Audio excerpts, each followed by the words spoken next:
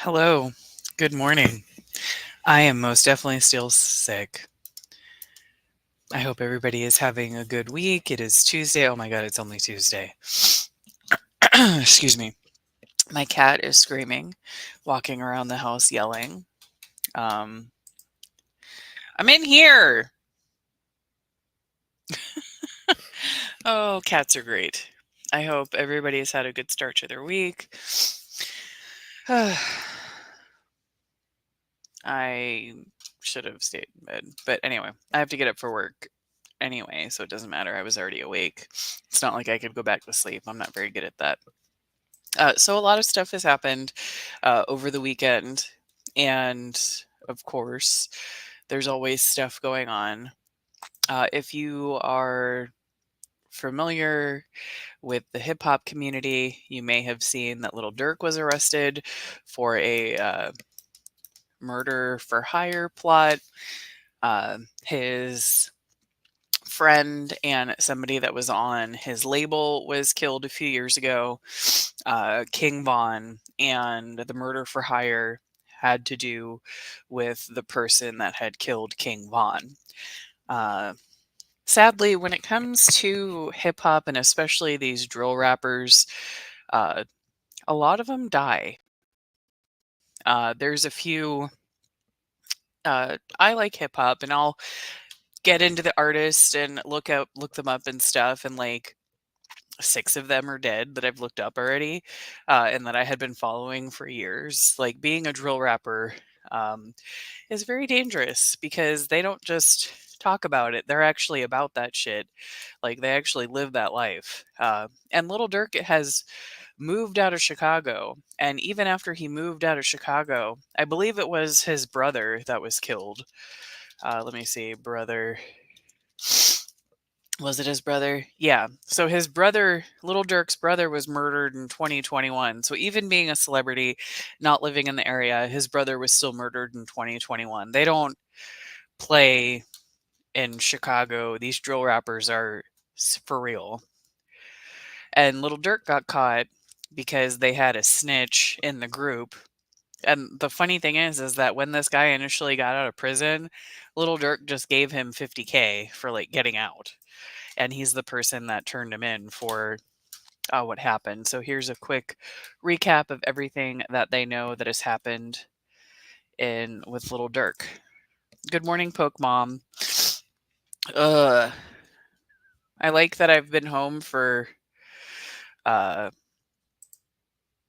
like 6 months and haven't been sick, and then I'm working in an office for 3 weeks and now I'm sick. Anyway. Rap artist Lil Durk allegedly targeted a rival rapper in a murder for hire scheme in Los Angeles. He has been arrested. As Eyewitness News reporter Annabelle Munoz found out, federal officials say it was a family member of the intended target who ended up being killed by hitmen. Baby trying to keep me down. He's 32, a successful rapper, and a Grammy Award winner. Federal authorities say Lil Durk is also behind an alleged murder-for-hire plot. It is a very violent crime. You're talking about someone losing their life, and perhaps another individual was the target. Chicago rapper Dirk Banks was arrested near Miami International Airport Thursday night. Anything you want to say about your son? His family seen leaving his first court appearance today. A federal complaint says Banks put a bounty on a rival rapper in response to the killing of a close friend in 2020. Roughly 2 years later, this deadly shooting unfolded at a gas station near the Beverly Center in August of 2022. Investigators named several defendants and alleged co-conspirators they say stalked and attempted to murder the rival rapper, and instead ended up killing a relative who was with the target at the time. The indictment says this is a photo of the three individuals who fired gunshots at the busy intersection. What they have shared so far is a tremendous amount of information, especially as it comes to the planning involved in this alleged I'm sorry, but did y'all see those gas prices? That shit was over $6. I'm guessing this is in California that they shot that. Because goddamn, I've never seen gas that expensive in Texas. Jeez. hit for hire. Weapons were supplied.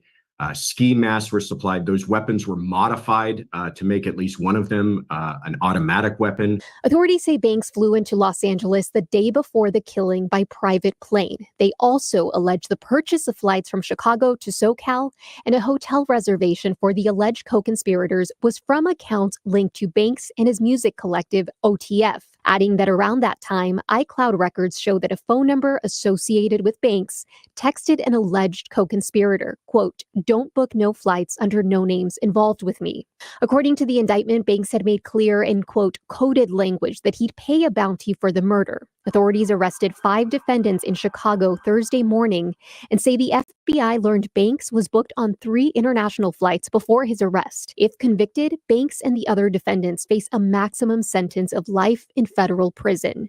Hello, I'm Mark Brown. Get more great ABC7 content by clicking the No. Subscribe to me. Don't subscribe to them. Subscribe to me. Yeah, I'm not a fan of Dirk's bleached dreads. Dirk is not a bad looking dude, but he doesn't look good. That King Von was also, I thought, a good looking guy, but all these kids, man. And it's all the beef in Chicago. It's kind of like the LA gang violence of the 90s. Like they're all in different gangs and they talk shit to each other back and forth in rap songs. Because if you listen to the lyrics, they're just talking shit. And they say, you know, that's how so-and-so got killed. And they say stuff like smoking on that pack. Smoking on that pack means, you know, smoke them, kill them. They talk a lot of shit back and forth to each other. And it gets people killed. It's ridiculous.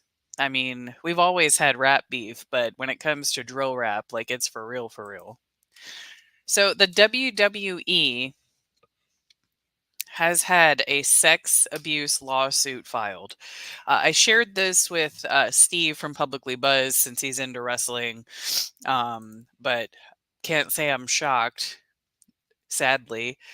But so this is in Baltimore that this was filed. Thanks for joining us. I'm Jeff Morgan. Tonight, disturbing allegations from the world of pro wrestling. A lawsuit alleging a ring announcer sexually abused boys 4 decades ago. The suit says it took place in Maryland along with other states, and it was part of a culture of abuse. WMAR News' Jack Watson tonight with the details. Jack. Hey, Jeff, this is an 82-page lawsuit filed in Baltimore County Circuit Court this week. Its contents are disturbing, but one of the suing attorneys tells me it allows the accusers to make their voices heard. It's just unbelievable that they would keep someone like that around. Horrifying abuse allegations dating back decades emerge in Baltimore County Circuit Court. A lawsuit alleges ring announcer Mel Phillips sexually abused boys who worked for him throughout his time with World Wrestling Entertainment. These are now men that, when they were in their teens, were enticed, lured, and groomed by a public-facing official with the WWE. New York City-based attorney Greg Gutzler says they were ring boys and were sexually abused on a systemic basis, and no one stepped in. Each of our John Does, the plaintiffs here, were hurt in Baltimore or the greater Maryland area. So we have some from Landover, from the Capitol Center.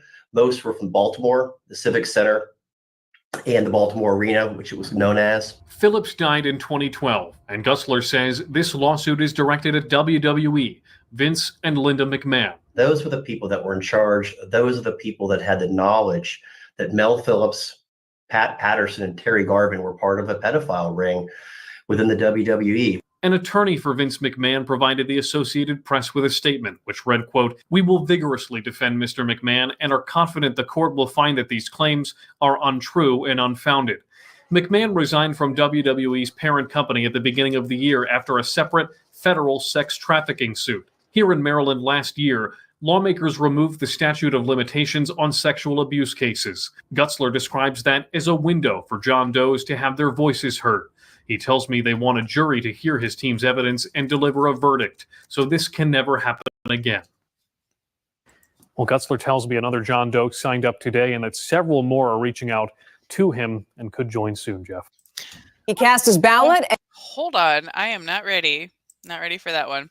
So speaking of elections, most of you were able to come to my live that I had, the public safety and crisis that I had the other day with Travis County District Attorney candidate Daniel Betts. Now, I don't believe in voting one party or the other. I believe in voting for the person, especially when it comes to public safety. So Daniel, I've gotten to know, and I've also gotten to know what has been happening in Travis County. So if you didn't have a chance to watch, I'm going to share the link in the chat. I'm going to share a couple of his ads if you didn't get to see the interview, so that way y'all can see why I was so passionate about him, even though I don't live in that county, because these are real families impacted by the actions of the current district attorney. So I'm just going to show those commercials real quick. They're only 30 seconds each. We're going to do, this one. No, I need you to go back. Go back. Jose. Thank you. Here we go. Garza let out my son's killer only so he could go on and rape a child in Hays County. My son, Brian Serrano, was murdered. My son was a hardworking young man. He was only 19 years old. This is not the only time Jose Garza has given a slap on the wrist. His job is to protect the community, and he's not doing that. My son deserves justice, and Travis County owes him justice.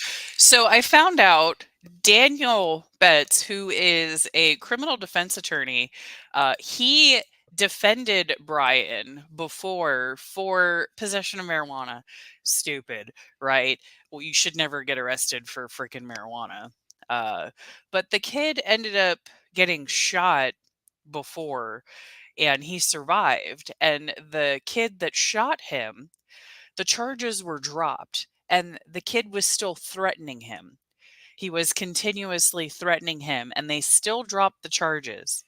So then, he was a very good-looking kid. So then Brian was out with a lady friend, and they were parked, and then a group surrounded the car and shot the car like a goddamn mob movie. There was over 35 shell casings around the vehicle. Brian was killed instantly. The lady friend survived. And when the murderer was let out on bond, which everybody gets bond in Texas, because they have to.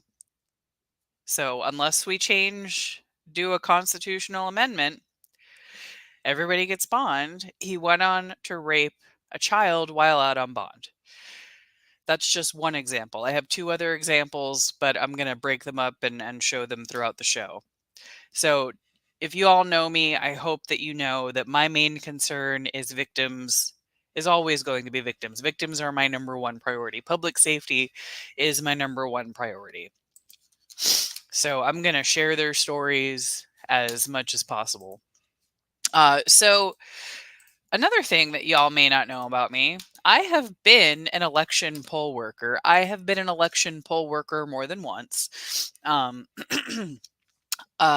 did it in Harris County multiple times. One time they forgot to give us paper.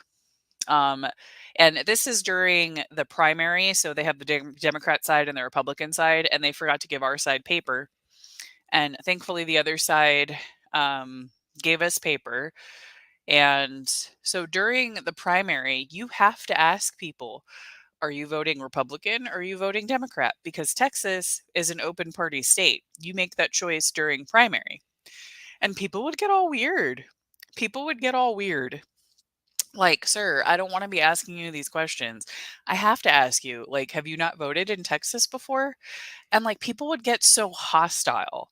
And like this one guy got really nasty with me, and I had flashbacks from when I worked at Apple. And it was just not a good experience at all. So I decided I'm never doing it again. And then this guy, and you're not allowed to wear political stuff, no hats, no shirts. You can't even carry those little pamphlets that tell you who to vote for and all that stuff with any candidate's information. You can't have any of that in there. And unfortunately, as poll workers, we have to enforce that. So a poll worker was punched in the face in San Antonio because he told him to take his hat off. Don't do that. Just the poll workers don't get paid enough for that shit. I promise. And they're there at like 5 o'clock in the morning. Be nice to your poll workers, please. And is accused of repeatedly punching a Bexar County elections clerk. The sheriff's office says that it's because that man was asked to take off his MAGA hat. Yeah, that clerk doing what they're supposed to do. A 63-year-old man, Jesse Lutzenberger, faces a felony assault charge. As our Daniela Ibarra explains, that charge could change, though. Voting is a constitutional right. Sylvia Hernandez says it gives people power. Their vote is their voice. She spent the week campaigning outside the Johnston Library on the southwest side. On Thursday night, she saw an ambulance pull up, but didn't know why. This is a press conference that I was hoping we would not have to have. Bexar County Elections Administrator Jackie Callanan says paramedics checked on an election clerk in his 60s. An incident report says 63-year-old Jesse Lutzenberger punched him. The report says Lutzenberger wore a red MAGA hat inside. Sheriff Javier Salazar says poll workers asked him to take it off twice. Wearing clothing supporting a political candidate, which that's electioneering. And it's certainly something that you're not supposed to do. Lutzenberger is charged with assault, a felony. Is there a different charge for assaulting an election worker? Well, that's what we're looking at now. Callanan says the election clerk is back at the polls. Security is also beefed up there. That's very scary, because it makes you stop and think, wow, am I going to be safe? Hernandez says political disagreements shouldn't get physical. Let the best man win. There's no reason for violence. None. Daniela Ibarra. Yeah, the election season, people get very, confrontational and mean. So I'm going to play another one of the ads that Daniel has of another family. So this is David Rogers, and David Rogers does get very emotional. Tokyo. So just to clarify, you can vote for whoever when you live in Texas. And being an open party state during the primary, you don't have to decide until you go to vote if you want to vote for the Democrat Party primary or the Republican. In Florida, you have to register in advance if you want to be a Republican or Democrat. Texas, you can make up your mind in the line. So that I like about Texas, it is an open party state.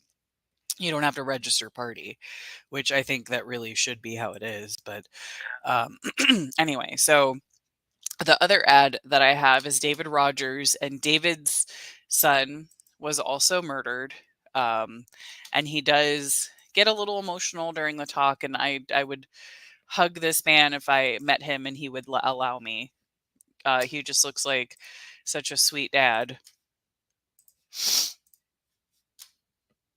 My son was killed. He was shot in the back by 4 individuals.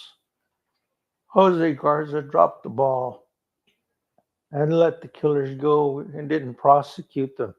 And on top of that, he reduced their bonds. so they can get out of jail. These 4 people stole my heart. They stole my family. And Jose Garza blew me off. Garza must go. One of the worst things that can happen to somebody is losing their child and losing their loved one to homicide. But when the district attorney's office ignores you and just does things without talking to you, it's extremely hurtful. And I know what it's like to be treated poorly by the district attorney's office. Obviously, a different county, but I know what it's like. So I feel very deeply for that father. And so that's another reason why I'm so passionate about this, is because I know what it feels like.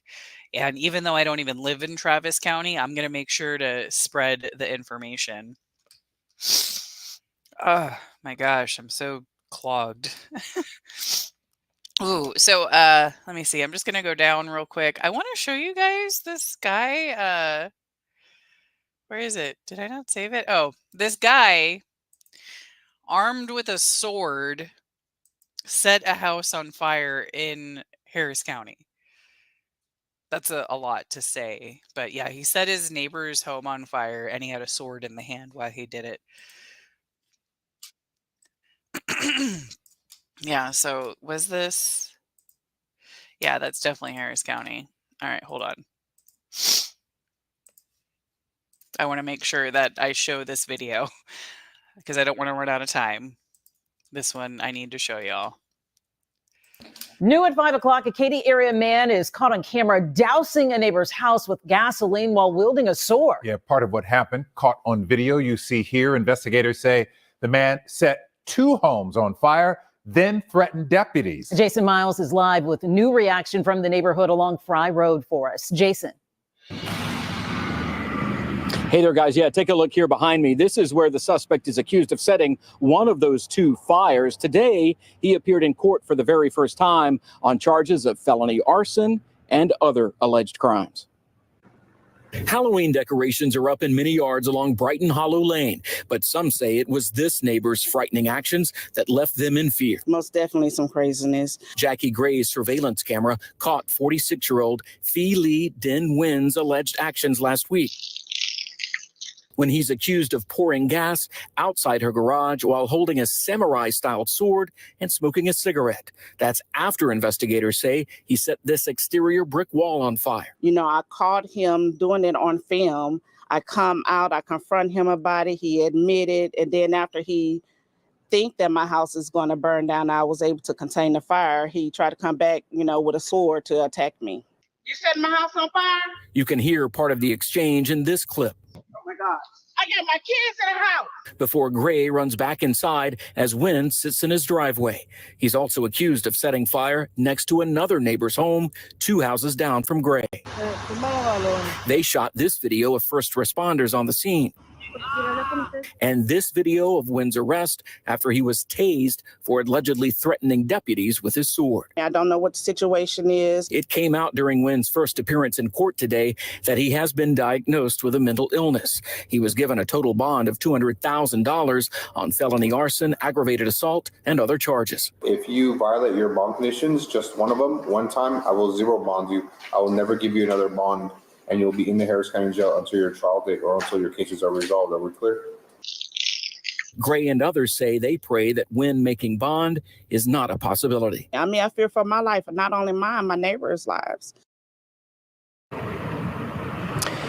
And back here live, neither the folks who live in this house or Miss Gray say they had any particular personal issues with Mr. Wynn, but I'm told from others in the neighborhood that he's kind of known for his odd behavior, and I have learned that deputies have been called to his home before. Today, the judge ordered another mental evaluation. Reporting live in the Katy area, Jason Miles, KHO. I hope they can get him help, because obviously he's suffering from something, because you don't just set your neighbor's home on fire while having a sword. So you probably heard the story of the teenager that killed his entire family in Fall City. His sister or brother, somebody survived. They played dead and they survived. I'm trying to remember who. I think it was the sister. And then he tried to say that his brother did it, his younger brother did it.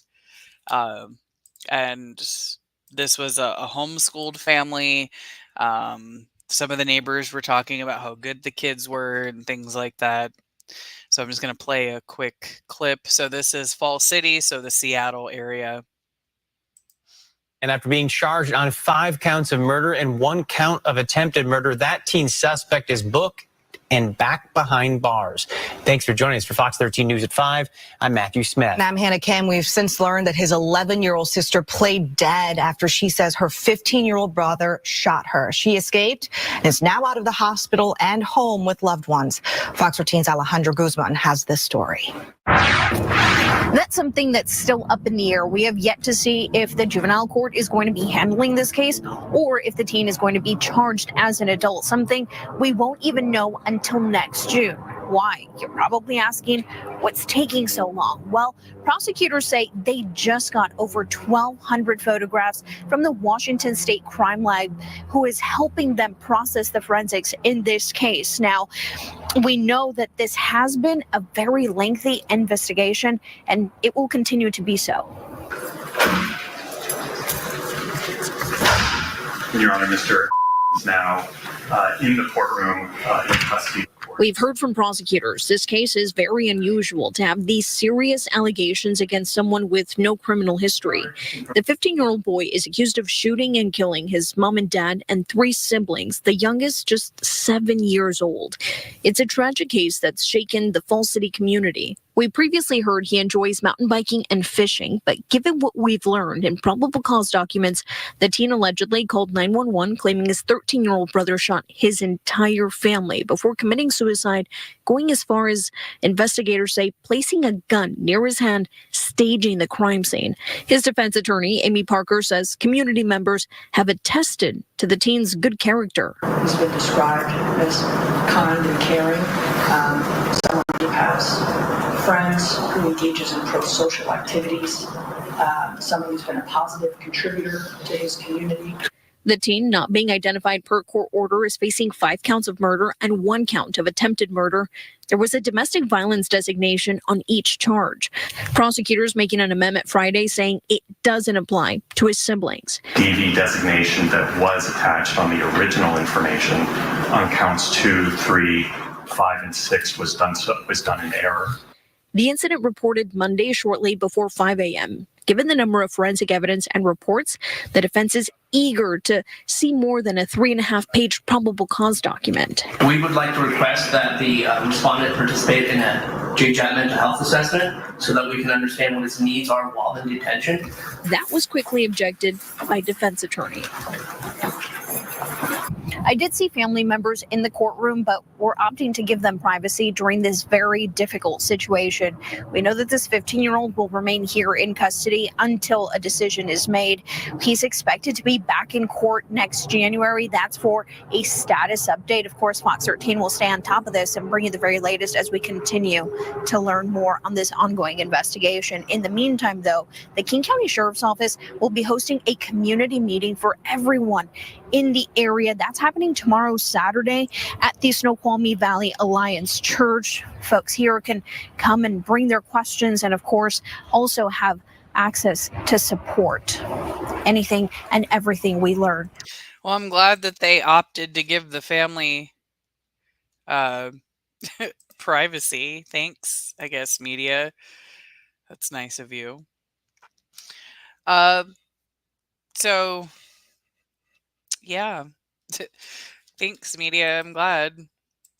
Yeah, 15-year-old. I guess they need to definitely find out why. This family was homeschooled. So, we're talking about the Menendez brothers. Maybe something was going on in the household. Maybe the kid has a mental illness and nobody knew. There's really no excuse to kill. If your parents are doing something, that's one thing, but there's really no excuse to kill your 7-year-old sibling, or try to kill your 11-year-old sibling. With the Menendez brothers, it's a little bit different because they killed their abusers or their alleged abusers. I can't even compare that to them. Sarah Boone. Sarah Boone was guilty. Guilty, guilty, guilty. I was not shocked that they came back with a guilty verdict pretty quickly. And I know most of us already know, but I just want to relive the moment. The defense would call Sarah Boone. More than 4 years since her arrest and now represented by her 9th attorney, Sarah Boone took the stand in her defense Tuesday afternoon at the suitcase murder trial. Did you believe that he could breathe in there? Yes. Did you ever believe he could die in there? No. At all. Were you trying to kill him? Never. Did you want to kill him?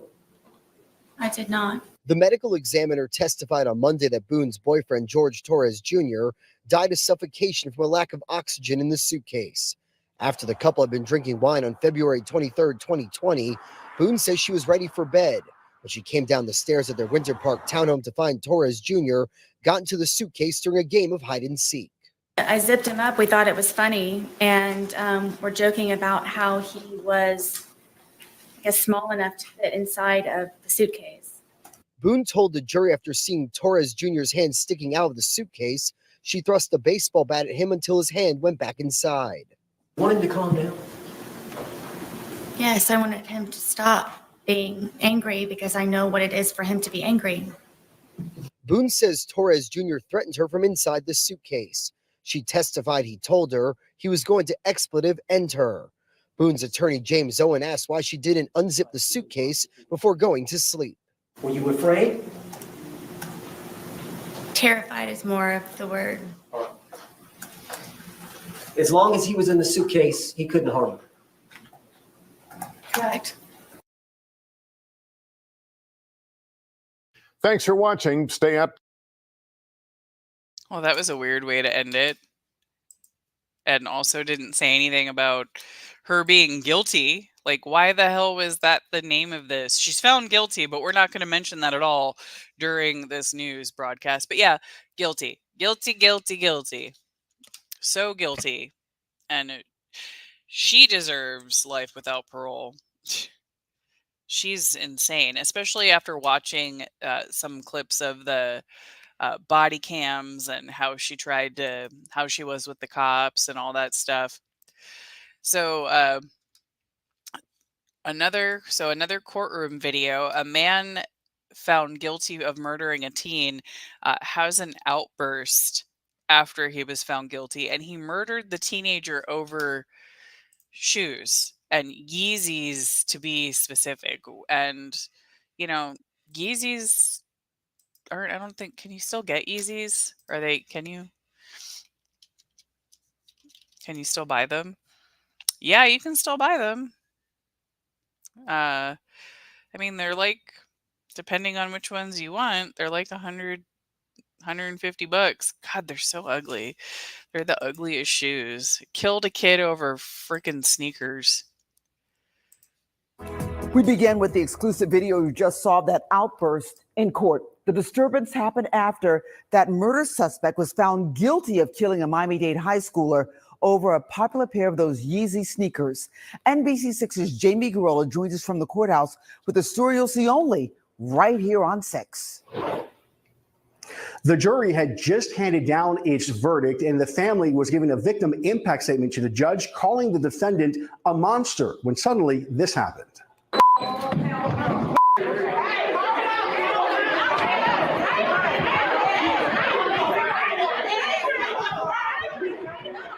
The defendant, Adrian Cosby, jumped out of his chair and tried lunging at the victim's family before court officers intervened. Cosby was taken out of the courtroom and his whole family left. It took a few minutes for order to be restored. Cosby was just found guilty by a jury of murder, attempted murder, and attempted robbery. As to count 1, first-degree felony murder, the defendant is guilty of first-degree felony murder. In 2020, 18-year-old high school senior Andrea Lacayo lost her life over a pair of Yeezy sneakers. She and her boyfriend were trying to sell the popular shoes, but the sneaker sale escalated to murder when Lacayo was shot and killed. Her boyfriend, Sergio Bourbon, survived the shooting and told jurors he and his high school sweetheart were hoping to sell the popular Yeezy sneakers to a man for over $900. Bourbon claims Cosby, the man that was on trial, randomly approached to kill him. Cosby was charged with murder in the first degree along with attempted murder for shooting at Bourbon. Here's the state's closing arguments today before the jury started deliberating. This was an attempted robbery, a setup of a robbery that went bad. And instead of walking away with 3 pairs of Yeezys, Adrian Cosby took an 18-year-old girl's life. And for that, he is absolutely guilty. He is guilty of first-degree felony murder. He is guilty of attempted first-degree felony murder. And he is guilty of attempted armed robbery. And that, ladies and gentlemen, is what we are asking you to find. Now, Cosby denies being the shooter. The defense argued that the victims are confusing who pulled the trigger. Cosby was sentenced today, and he was sentenced to life in prison. In Miami, Jamie Garol. And just kids killed over some ugly ass sneakers. They must have been some ones that were tougher to get for $900. But if you're going to sell something, go to a police station or somewhere where, because you can't trust strangers. This happens way too often where people get robbed or shot or hurt when they're trying to sell stuff. That's horrible. Let's see. What else am I going to play? I think I played this video already last time, but all right, so we're going to jump to Austin real quick, and Austin is Travis County. Austin is having a lot of issues with crime, same issues as Harris County, lack of police, not enough police, more crime than they can handle with the amount of police. And if something happens, then good luck getting through to 911. And that was proven when they had the street shutdowns. It took people 30 to 40 minutes to get through to 911. And that's absolutely terrifying. I don't know if anybody here has ever called 911 and got a busy signal. I have, and it's not a good feeling when you call 911 and get a busy signal. Or it just rings and rings and rings and rings. 4 people have been killed within the span of a week in Austin, and all homicides happened at or near apartment complexes. And that includes last night's in Northeast Austin at the Bridge at Harris Ridge Apartments, and 2 last week, including a double homicide on Burton Drive in the Riverside neighborhood. KXAN's Brianna Hollis sat down with APD to discuss how officers address crime at apartments. It is tragic. A memorial on Burton Drive meant to humanize the death of a young man, just 20 years old, killed last Wednesday. Flowers and candles right outside of an apartment complex's fence. About a block away, 2 days prior, police found 2 people dead in a parking lot at another complex. As police now investigate yet another death at a different apartment, we ask what can be done to address this violence. Is there something going on? And what we have seen is that there's no continuing threat to the community. These were all isolated incidents. Sergeant William Beck is a supervisor for APD district reps, officers who act as liaisons between the community and the department. He says addressing crime at apartment complexes doesn't have a one-size-fits-all answer. Depending on the size of the apartment complex, it can be almost like a small town. Each of last week's Burton Drive cases are different. The double homicide, a family violence case. The killing of a 20-year-old 2 days later appears to stem from some kind of dating violence, according to a new search warrant. You're going to be seeing more cops on that street, in particular in the evening. Beck says the goal with getting through to crime-ridden apartments is taking the work a step further. The officers in that area will reach out to the apartment management, or the apartment management will reach out to us, and we will offer security survey assessments, attend community meetings, do education, such as this month's Domestic Violence Awareness Month, and we want to make sure we highlight the the issues with the domestic violence. But he says that goal is frequently limited due to low community engagement and a short-staffed police force. Brianna Hollis, KXAN News. And the city's community violence intervention partner, ATX Peace, is also working on connecting with community members at these apartment complexes. Staff have gone out to the neighborhoods after police leave to provide resources for anyone impacted by gun violence. And this is an issue anywhere that has apartment complexes, which is sad because, you know, I have lived in apartment complexes the last 10 years. I just moved into a house. And not everybody can live in a home or afford to rent a home. Sometimes it's really expensive. Um, it's not fair and it sucks because we're just kind of stuck there. So I just want to share something real quick, talking about domestic violence. So this is the Harris County Sheriff's Office. So this would be just Harris County. This does not include the city of Houston. So 83 of the county's murders, 23 of them have been linked to domestic violence. That's not good at all. So we're talking about violence in Austin and so I'm going to play another. So I have one last video that I'm going to play. And this one is a victim of sexual assault in Austin. And the rapist was given misdemeanor probation, and not just misdemeanor probation, where adjudication will be withheld. So they finish their probation and they won't have anything on their record. And this was a violent assault. And he even kept trophies. He kept her bra, her underwear, and her kids. And the current district attorney decided that this was a good deal. This was a good idea. To me, there's absolutely no excuse. There's no reason. He kept trophies. This wasn't he said, she said, or somebody not, remembering properly, or two people getting drunk where you don't know what happened. This young woman did everything that she was supposed to do as a victim. She went and got the rape kit. She reported it to police, and now she suffers because of the lack of justice. And this is her mother. Jose Garza gave misdemeanor probation with no jail time to my daughter's rapist. My daughter, to this day, is having severe panic attacks. She can't drive by herself at night. She can't hold a job because she has severe depression. Garza must go. He is not out there for the victims. He is only interested in clearing his docket. He violated our trust. I am supporting Daniel Betts. What a horrible thing for a young woman to go through, and then the system fails you, and they use that excuse that you hear so often in rape cases, that the rapist has a bright future and they didn't want to ruin his future. Good morning, Blazier. This is no, that has nothing to do with bonds. This is deals that he's making. This is choices by the district attorney's office. That was the district attorney's choice to give a rapist misdemeanor probation. And then once they complete the probation, there will be nothing on his record.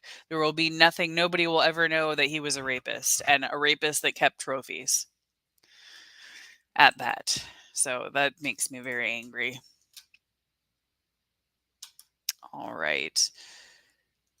So we are going to move back to Texas for the next story. This is going to be in Harris County. So they were able to rescue a teenager from trafficking, and were able to charge the person that was forcing the young woman to do stuff. So a bittersweet situation, because we never want to see anybody be trafficked, but I'm thankful that she was rescued, and thank you to the police.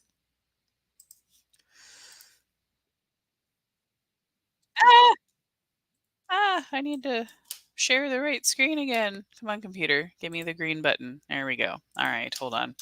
Oh, it's Lisa. Hi, Lisa.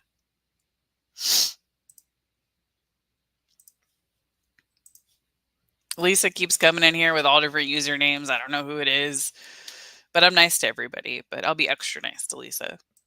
Right now, we want to get to a developing story. This morning, we've been learning more details about a disturbing case of human trafficking that involves a teenager. The Harris County Sheriff's Office rescued the teen and arrested a woman in the case. KPRC2's Rochelle Turner joins us live from the Harris County Criminal Justice Center to tell us about these charges the woman is facing. Rochelle? Kathy, Brittany, good morning to you. 22-year-old Kaylin Redding is charged with promotion of prostitution. And through court documents, we also learned that back in June, she was arrested for prostitution as well. Now, as you mentioned, these are some disturbing details in this case. And overnight, Redding made her first court appearance in probable cause court. Now, authorities also found online sex ads featuring both the teenager in this case, who is 16 years old, and Redding, with Redding's phone number listed as the contact. The judge says Redding also acted as the teen's pimp. Given the facts and the nature of this offense, the nature of this offense requires a high bond to ensure the safety of this complaining witness, as well as the community. Bond in Ms. Redding's case will be set at $50,000. And her bond, as the judge just mentioned right there, set at $50,000. And under her bond conditions, she must stay in Harris County. She cannot possess any drugs, weapons, or alcohol. She can't go anywhere near a school or have any contact with the victim or anyone under the age of 17. She is expected to be back in court tomorrow morning. And of course, we'll be there keeping you updated on any new developments. Reporting live from the Harris County Criminal Justice Center.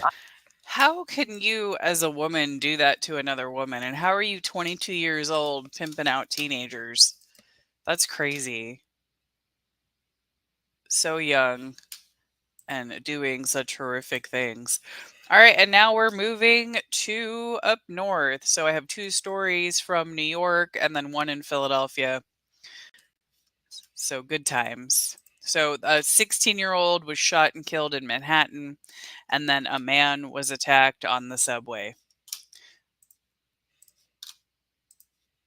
Vanessa, Craig, good morning. And the scene here is right off of Lenox Avenue by the TD Bank here. Crime scene technicians are now here on the scene collecting clues as we speak. Police telling us that 16-year-old was shot in the chest, and despite efforts to save his life, he did not survive. Let me go. Let me go. No, let's go. A man's heart-wrenching screams, desperate for a miracle inside that ambulance overnight. An emotional scene as first responders were racing to save the life of a 16-year-old boy whom police say was shot in the chest near West 124th Street and Lenox Avenue close to 1:40 a.m. Authorities saying the teen was later rushed to Harlem Hospital where he was pronounced dead.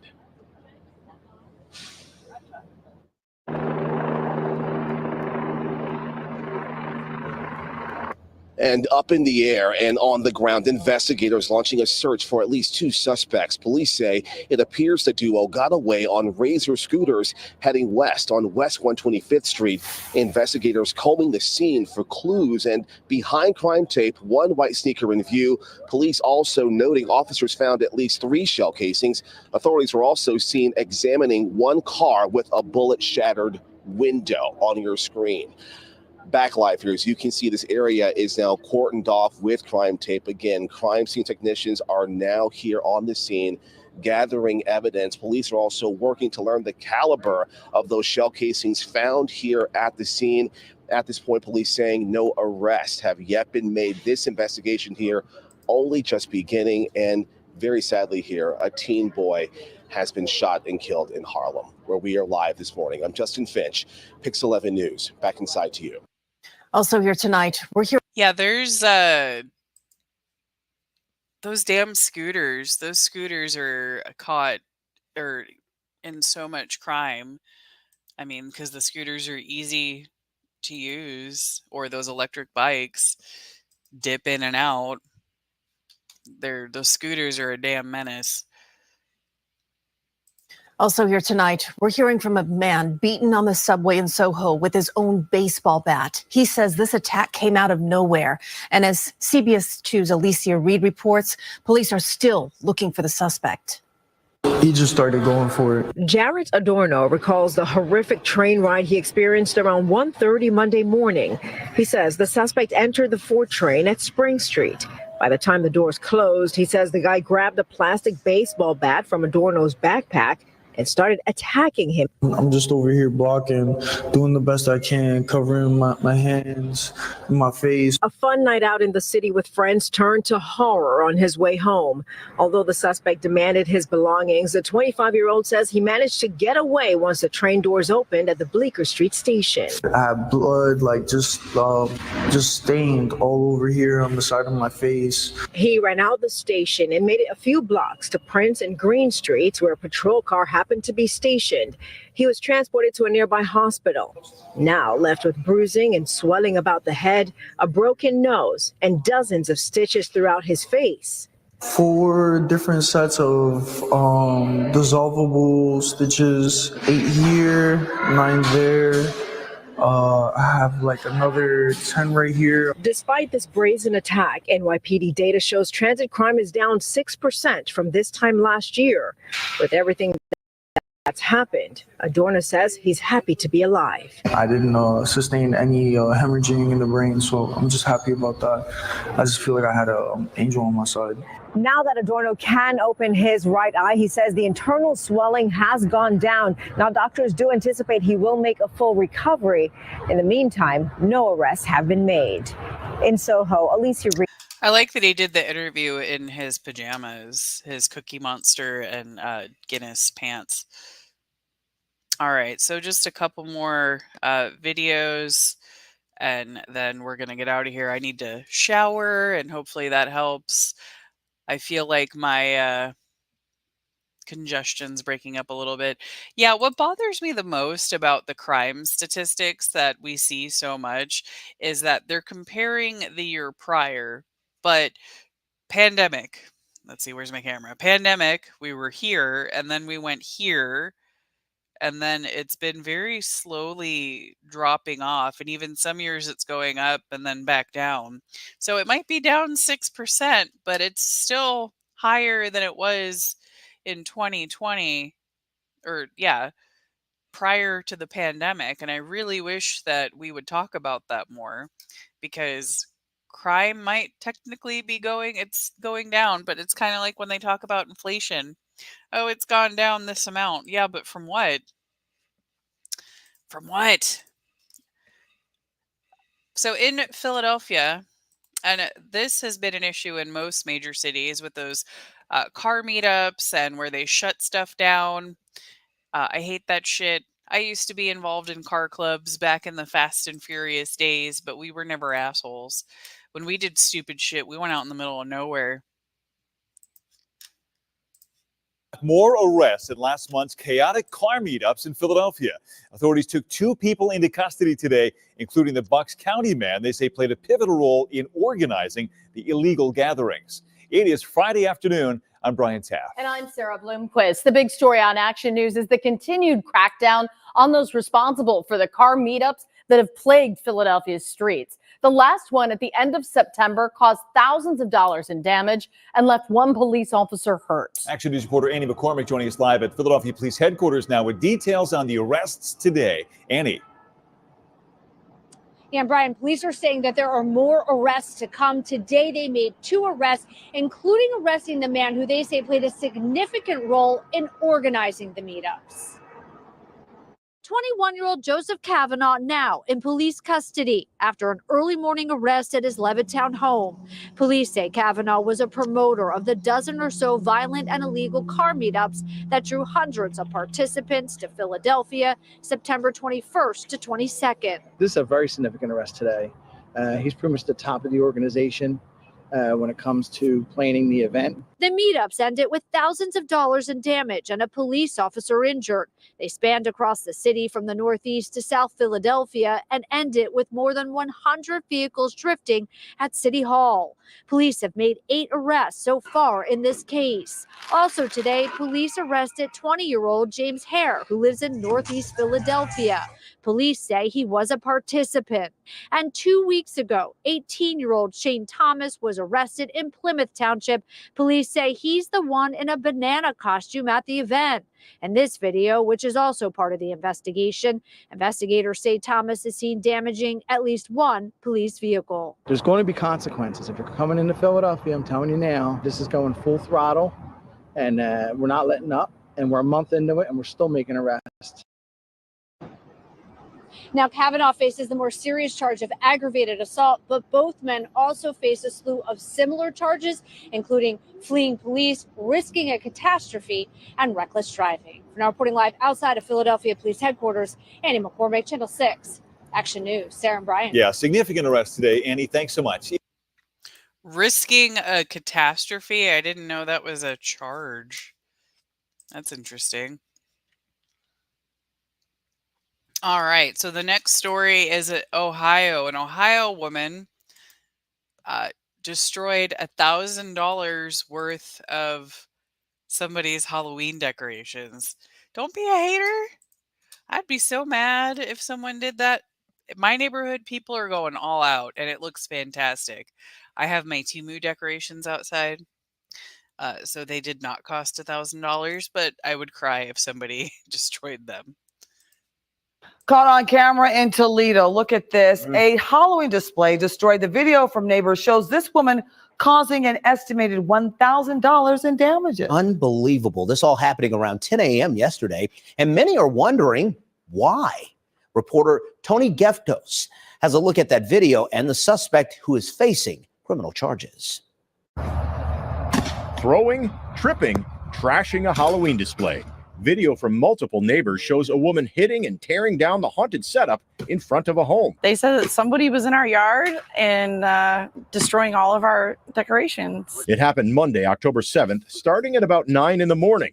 Witnesses report the rampage continued for more than half an hour. I don't know what it was. There's speculations, but I hope she gets the treatment that she needed. Shannon and Bill Zeller live on the 5500 block of Suter Avenue in the Point Place Shoreland neighborhood of Toledo. They estimate the woman caused about $1,000 in damages. Some of it we can't put a dollar amount on because we made it. Other items, Shannon says, were priceless. I cried like a baby, and I felt bad over some of the memories that are attached to some of the items that she broke. And you know, we have handmade stuff that we made with our children, and unfortunately, we lost our son in a motorcycle accident November 3rd, and there's a lot of memories here. Toledo police arrested Christina Horvath, who's from Toledo and 48 years old. She was booked into the Lucas County Jail 2 weeks prior for allegedly throwing a rock through the windshield of a vehicle. Now she's facing additional charges of criminal damaging and theft. As for the display, the Zellers are working with what's left. And I said, well, what can I do to just leave it as it is and make it fun and kind of make light of it? And I hope everybody else can just see we were making light of a sad situation. A sad situation caused by a woman the Zellers say they had never met until she did this. Well, Horvath is facing that charge of theft because Toledo police say she put some of those decorations inside of her vehicle that was parked in the driveway. Now, before this happened, video shows her driving across neighbors' lawns and picking up items from other yards as well. What the hell? Something seriously wrong with that woman. Yeah. Like, we used to do that stuff. Like, the Fast and the Furious and all that stuff. We weren't assholes about it. Fast and Furious 2... the car that inspired Paul, I want to say Paul Wall, but that's not his name. You guys know who I'm talking about. The car that, the blonde-haired dude that's no longer with us drove in Fast and Furious 2. That I knew the person that owned the vehicle that inspired that car, and it was actually a cop. And then I knew people that drove in the movie. like that part where they have them escape. Paul Walker, thank you. Thank you. I'm sick. My brain is not working. Like where everybody drives out of the garage. I knew people that drove in that, but like we weren't assholes when it came to cars. Like we didn't hurt anybody when we did do races, but we literally went to the middle of nowhere and just there was nothing out there. But anyway, this woman, I feel bad for the family because, you know, they said that they lost their son and they built some of it with their son and like that got me in the feels. I understand. I would be very, very upset too. But her falling, that shit was funny. That shit was so funny. All right, so I have one last story. And of course, the story is going to be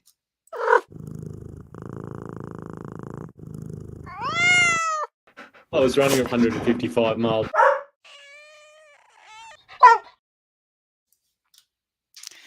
I love ending with animals. So here is our happy story to end the day.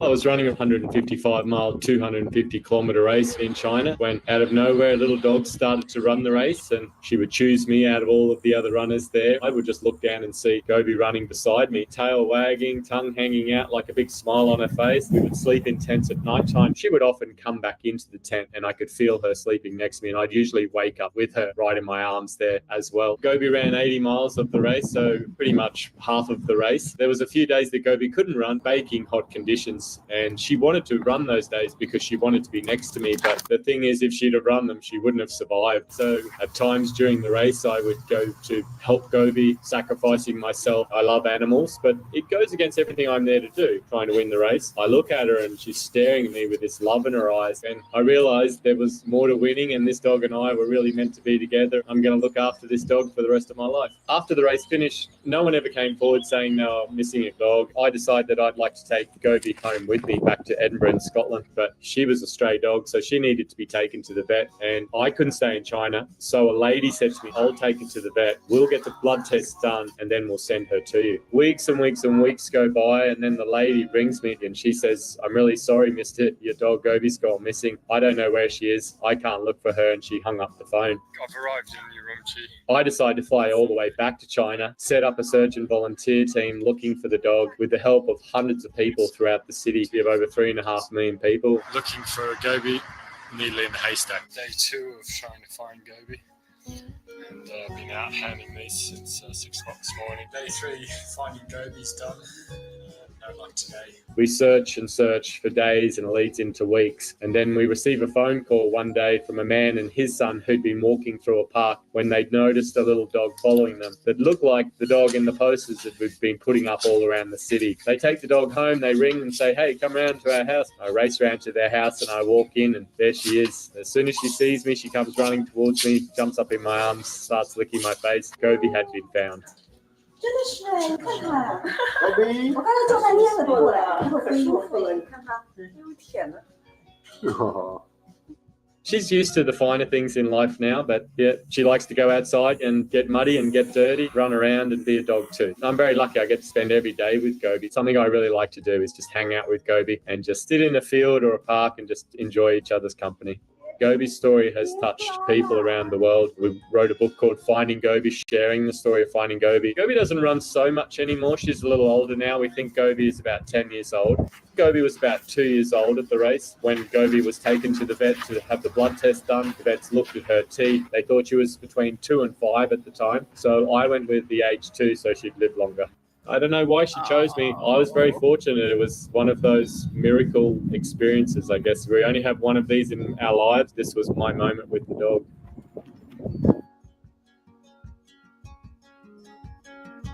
That is adorable. Oh my God. That was the best story to end the day on. I love that. I love it so much. That was great. So I started making a playlist of like happy animal stories so I never run out, so I could always end on a good note. I appreciate you guys being here. I am feeling a little bit better, so hopefully when I shower it'll be even better. And my car is being a little weird, so wish me luck on that.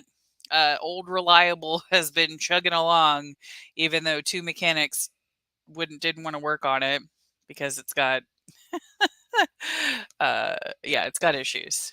Me and the car have a lot in common. But anyway, I appreciate you guys being here. I love you all. I hope you all have a beautiful day. I really truly do enjoy starting my day with you guys. It's a good start to my day too. So I love you all so much. I will be back tomorrow morning. I am considering doing an evening stream tomorrow, but I will be posting some more on that. And please share the other stream that I did. Please share the information about what is going on in Travis County, because it's so important that that information gets out during election time. Because, you know, I don't care about Republican, Democrat. I care about people and safety and making sure that the right people are in office. But I love you all, and I will see you again tomorrow. And I'll post if I am doing any streams outside of the normal times. Y'all have a great Tuesday. Bye, y'all.